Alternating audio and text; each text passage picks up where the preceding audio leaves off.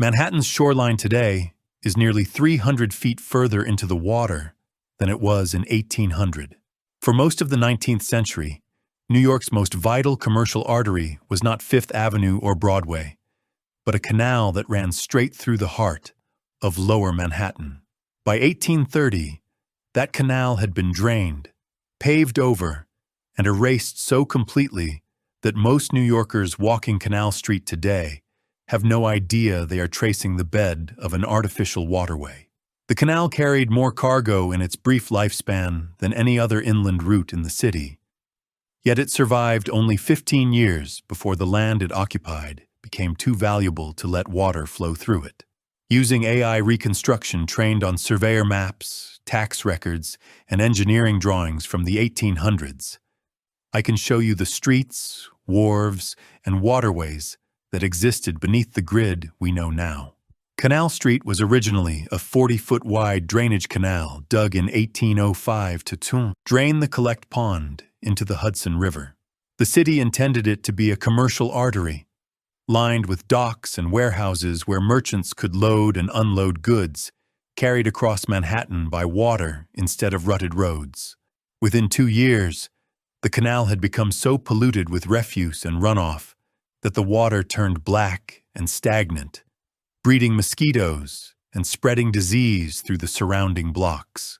By 1810, the complaints from residents were so constant that the Common Council debated whether to clean the canal or simply bury it and pretend it had never existed. The city chose burial. Picture this.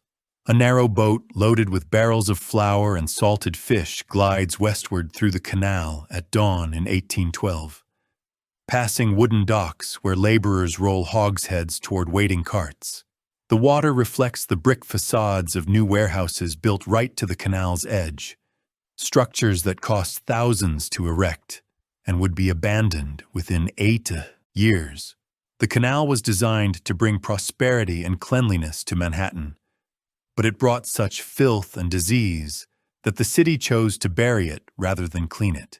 By 1820, the canal had been filled with dirt, rubble, and whatever refuse the city could shovel into it, and the street we call Canal Street today was laid directly over the top. The warehouses remained for a time, their loading bays now opening onto a road instead of water, until those too were replaced by tenements and workshops that had no memory of the canal beneath their foundations.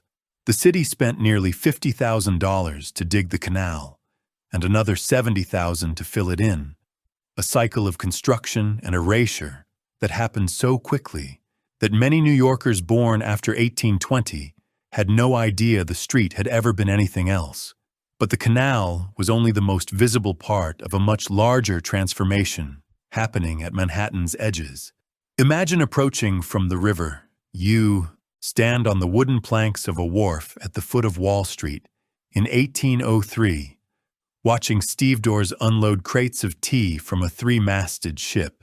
The East River laps against pilings 6 feet below your boots, and the air smells of salt and tar and wet rope. You are standing on Water Street, which in 1800 was not a street at all, but the actual shoreline of Manhattan, the place where the island met the water. By 1850, the shoreline had been extended eastward by over 200 feet through landfill, and Water Street was now 3 blocks inland, surrounded by warehouses and counting houses that had no view of the river they were built to serve. The landfill used to create new blocks was not imported soil, but the rubble of demolished buildings, ships' ballast stone, and household refuse dumped directly into the East River.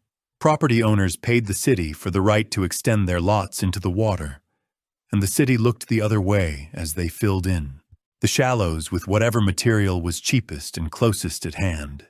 A city directory from 1803 lists dozens of shipyards, sailmakers, and chandlers along Water Street, all of them advertising their proximity to deep water and easy access for loading cargo.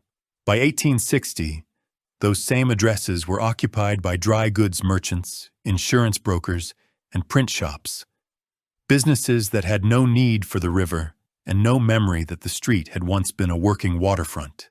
The street named Water Street has not touched water in over 170 years. The buildings erected along the new shoreline in the 1820s and 30s were built on landfill so unstable that some began to settle and crack within a decade, their foundations sinking unevenly into the compacted refuse below. As the shoreline crept eastward, entire streets were born, lived, and died in the space between old water and new land. Paradise Square was the center of the 5 Points neighborhood, formed by the intersection of 5 streets over the filled-in Collect Pond. The Collect Pond was a 48-acre freshwater lake that supplied drinking water to colonial New York until pollution from tanneries and slaughterhouses made it unusable by 1800. Rather than clean the pond or protect it as a water source, the city filled it in between 1803 and 1811, dumping cartloads of earth and garbage until the water disappeared beneath what appeared to be solid ground. The buildings erected over the filled pond began sinking almost immediately because the landfill was unstable, creating a neighborhood of structurally unsound tenements that tilted and cracked within decades. Residents reported that cellars flooded with foul-smelling water during heavy rains, as if the pond beneath them refused to stay buried. The city buried its largest source of fresh water under dirt and built a slum on top of it, rather than engineer a way to keep the water clean.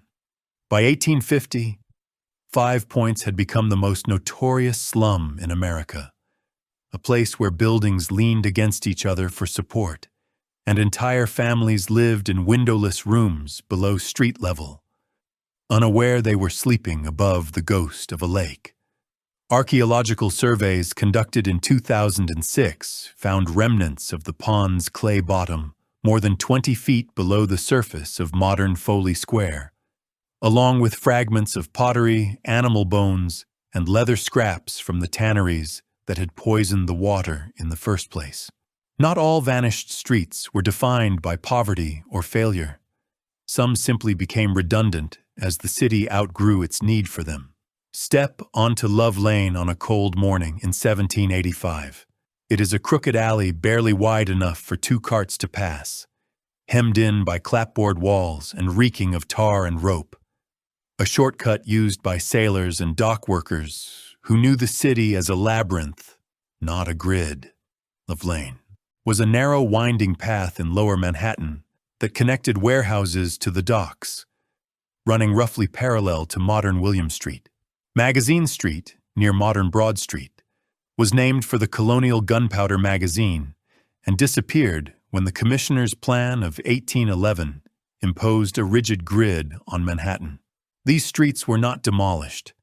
They were simply renamed and straightened, so that the route itself survived, but the name, the curves, and all memory of the original purpose vanished.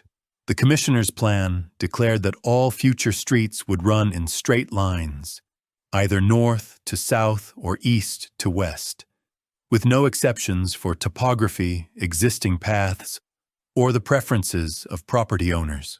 Any street that curved or wandered or followed the old colonial routes was either erased entirely or straightened into compliance, and the new grid was given numbered names that carried no history and no attachment to the land. You can walk the approximate path of Love Lane today, but nothing in the streetscape suggests it was ever there. The buildings that line William Street are 20th century office towers and 19th century commercial blocks, and the pavement beneath your feet gives no indication that it once followed a meandering alley that predated the grid by a century. A survey map drawn by John Randall Jr. in 1811 shows Love Lane as a thin, irregular line crossing the proposed grid at an angle the commissioners found intolerable. Within 10 years, the lane had been absorbed into the grid, widened and straightened and renamed until even the people who had grown up walking it could no longer say exactly where it had been. These streets were not destroyed by fire or war. They were erased by the assumption that straight lines were more civilized than curves. Canal Street still runs across Manhattan, but the water beneath it has been gone for 2 centuries, and Water Street is now 4 blocks from the water it was named for. There is no monument to the canal, no plaque for Love Lane, no marker where the collect pond was buried. The city built over them because forgetting was cheaper than remembering. If there is another lost place you want me to reconstruct, let me know in the comments.